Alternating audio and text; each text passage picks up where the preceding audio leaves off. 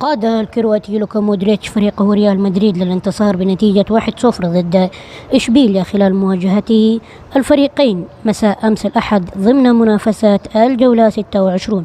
وسجل مودريتش هدف المباراة الوحيد في الدقيقة 81.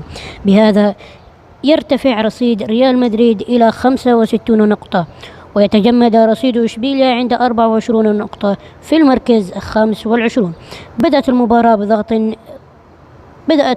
بضغط من الضيوف، وكاد المغربي يوسف نصيري مهاجم إشبيليا أن يفتتح التسجيل في الدقيقة 7. تلقى الحارس نيليندا في التسديدة قوية من فينيسيوس وحولها إلى ركلة ركنية في الدقيقة 41، وانتهى الشوط الأول بالتعادل السلبي بدون أهداف. وشارك لوكا مودريتش كبديل في الدقيقة 75 ونجح في تسديد هدفه الأول للميرينجي بتسديدة قوية.